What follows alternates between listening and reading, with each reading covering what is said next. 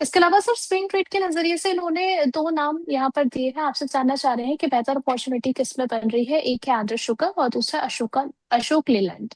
दोनों ही काउंटर्स पर आपका व्यू। देखिए,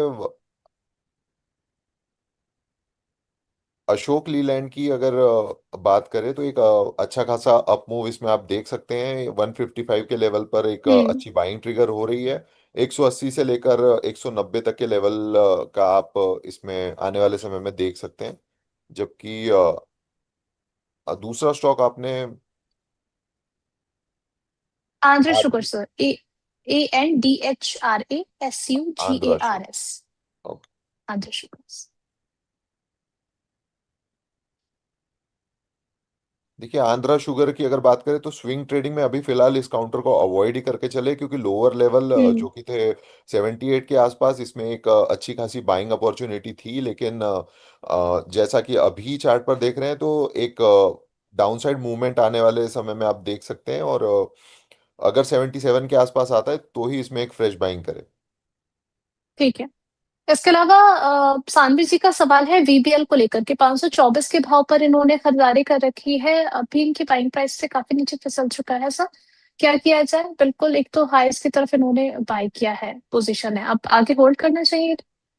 बिल्कुल, ये इन्होंने इनका बाइंग एकदम टॉप पर है फिलहाल। अभी स्टॉक बिल्कुल वीक नजर आ रहा है। आज का एक हम्म। कैंडल आप देखोगे, ग्रीन कैंडल आपको नजर आएगा, लेकिन ये एक जी। टेम्पररी कैंडल नजर हो सकता है, क्योंकि टेक्निकल चार्ट्स पर तो स्टॉक बेहद वीक है। आरएसआई भी वीक हम्म। वीक ही इंडिकेट हो रहा है। तो फिलहाल हम्म। इसमें एक देखना होगा कि 460 तक के लेवल तक का एक स्टॉप लॉस मेंटेन कर सकते हैं। उसके नीचे अगर स्टॉक जाता है तो एक हेवी सेलिंग फिर से स्टॉक में देखने को मिल सकती है। ठीक है। इसके अलावा एनटीपीसी इन्होंने 337 के लेवल पर सर बाय किया हुआ है। एनटीपीसी में नजरिया इनका लॉन्ग टर्म का है।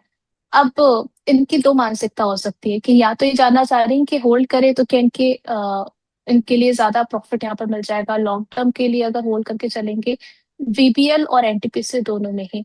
तो क्या ये सही स्ट्रैटेजी है? देखिए, एनटीपीसी में 345 के लेवल पे अभी चल रहा है, और आने वाले समय में आप 360 से लेकर 380 तक के लेवल इसमें इजीली देख लेंगे। तो ये स्टॉक एक क्वालिटी स्टॉक है, एंड पीएसयू स्टॉक है। और चार्ट टेक्निकल चार्ट पर भी एक स्ट्रॉन्ग सपोर्ट जोन पर है। और पिछले कुछ दिनों में पावर स्टॉक्स में एक भारी गिरावट देखने को मिली थी, लेकिन अभी हम्म। ये बाइंग पर्पज से एक बिल्कुल ही शानदार लेवल पर है। और इसमें एक फ्रेश बाइंग भी की जा सकती है, तो इसको एक बिल्कुल होल्ड करने की ही सलाह रहेगी। और टारगेट भी मैं बता देता हूँ, आने वाले कुछ महीनों में एक 400 से लेकर 420 तक के टारगेट देखने मिल सकते हैं। एनटीपीसी। अच्छा, ठीक है।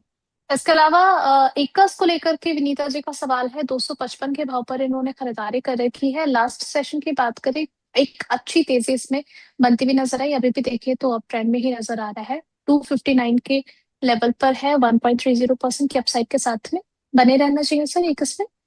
बिल्कुल, ये चार्ट पर बहुत ही स्ट्रांग नजर आ रहा है। स्टॉक में बिल्कुल बने रहे। और फ्रेश बाइंग अभी फिलहाल के लिए सजेस्ट नहीं की जा सकती है। फ्रेश बाइंग की अगर कोई ब्रेकआउट इसमें आता है तो बिल्कुल एक फ्रेश बाइंग का भी सजेशन आने वाले समय में दिया जाएगा। ठीक है। इसके अलावा हैकल को लेकर के आपका व्यू क्या रहेगा? फिलहाल इस काउंटर को अवॉइड करने की ही सलाह रहेगी, क्योंकि स्टॉक अभी फिलहाल कंसोलिडेशन जोन में ही है। और अगर इसमें ब्रेकआउट या फिर ब्रेकडाउन मिलने में अभी काफी मतलब थोड़ा टाइम लग सकता है, तो फिलहाल इस काउंटर को आप अवॉइड करके चले तो ही बेहतर होगा। इसके अलावा आईओएल सीपी को लेकर के आपका नजरिया सर क्या है? इसमें भी एक अच्छी तेजी बनती हुई नजर आई। अभी भी अगर हम देखें तो 171 के लेवल पर ट्रेड हो रहा है। 2.40% की अपसाइड के साथ में बाइंग प्राइस है इनकी 150 की। एक बेहतरीन लेवल पर एक फ्लैग ब्रेकआउट पैटर्न पर बाइंग की हुई है 150 लेवल्स पर, और वहां से एक ब्रेकआउट भी नजर आया हुआ था। 170 के आसपास अभी चल रहा है। और आने वाले समय में एक 200 तक के लेवल ये स्टॉक देख सकता है। जबकि सलाह ये रहेगी कि ट्रेलिंग स्टॉप लॉस यूज किया जाए। अगर 150 के आसपास बाइंग है तो अभी 165 तक के स्टॉप लॉस आप रख सकते हैं। ठीक है। इसके अलावा पार्क मेरी वर्ल्ड 284 के भाव पर चल रहा है। 3.5% से ज्यादा की तेजी के साथ में पार्क मेरी वर्ल्ड में इनकी बाइंग प्राइस है 162 की। अब मैं आपको इनकी हिस्ट्री बता दूं। जहां तक मेरा ख्याल है, या जहां तक मैं इन व्यूअर को ट्रैक कर रही हूँ, आईपीओ के टाइम से इन्होंने अपनी पोजीशन को होल्ड किया हुआ है। क्या रणनीति होनी चाहिए आगे के लिए? देखिए 300 के ऊपर एक फ्रेश ब्रेकआउट इस स्टॉक में नजर आ सकता है, और बिल्कुल इस स्टॉक को होल्ड करने की ही सलाह रहेगी। और आने वाले समय में अगर 300 के लेवल क्रॉस होते हैं और ब्रेकआउट सस्टेन करता है तो 350 से लेकर 400 तक के लेवल इस स्टॉक में आ सकते हैं, तो बिल्कुल एक होल्ड करने की सलाह होगी।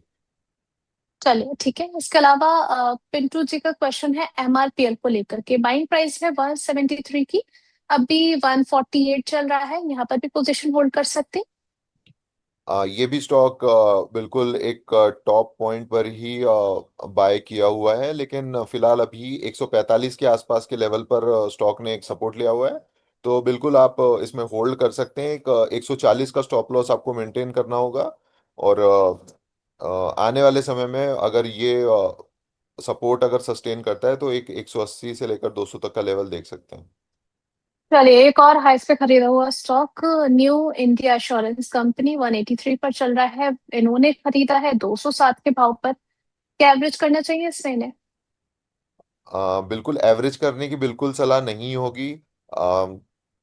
अगर इसमें खरीदारी की गई है तो आप इसमें बने रह सकते हैं, लेकिन फिलहाल तो इसमें एवरेज करने की बिल्कुल सलाह नहीं रहेगी। एक 180 के आसपास एक सपोर्ट जोन है, और जो कि आप चार्ट पर भी देख सकते हैं। एक 179 से लेकर 180 के आसपास एक अच्छा खासा सपोर्ट लिया हुआ है। अगर ये सपोर्ट सस्टेन करता है तो 210 से लेकर 220 के लेवल आप इसमें देख पाएंगे। अगर ये सपोर्ट जोन अगर ब्रेक होता है तो फिर 145 तक के लेवल इसमें आ सकते हैं। ठीक है। इसके अलावा सर, ओरिएंट होटल्स आपको कैसा लग रहा है लॉन्ग टर्म के लिहाज से? इनकी बाइंग प्राइस 130 की है, 100 शेयर्स इनके पोर्टफोलियो में।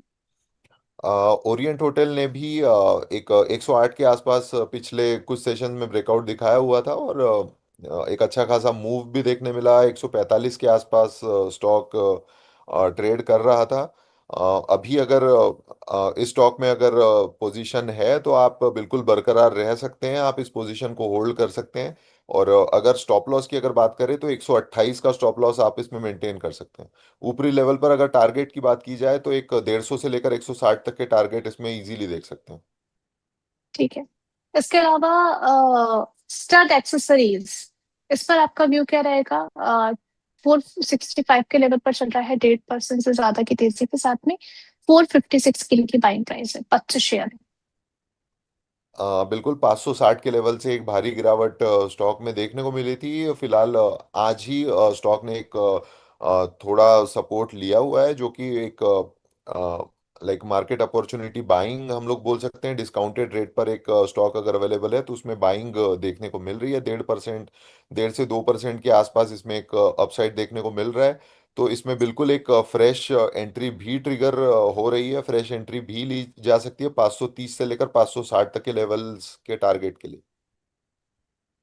ठीक है। सर, इसके अलावा मैरिको को लेकर के आपका व्यू क्या रहेगा? बाय करना चाहिए क्या इसमें?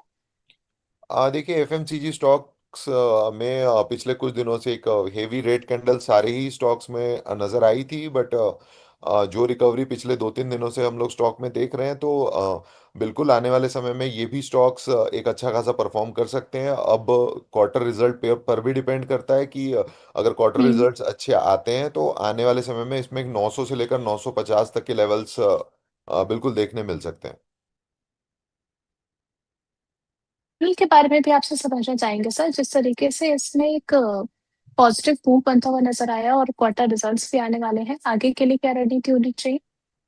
इटरनल तो बिल्कुल एक एप्पल ऑफ आई बन गया है। हर कोई इटरनल के बारे में ही हम्म। मार्केट में आपको बात करता हुआ नजर आएगा। एक बहुत ही बड़ी कैंडल 265 से लेकर सीधे 280 285 तक स्टॉक ने जंप किया हुआ था, और आज भी अगर आप देखोगे तो 287 से लेकर 300 तक का मूवमेंट स्टॉक में देखने मिला। अभी फिलहाल एक कूलिंग एक देखने मिली है, 7 पॉइंट का एक डाउन साइड मूवमेंट देखने मिला है। लेकिन स्टॉक अगर इन्वेस्टमेंट की नजरिए से देखे तो एक बेहद ही शानदार पॉइंट पर अभी ट्रेड कर रहा है।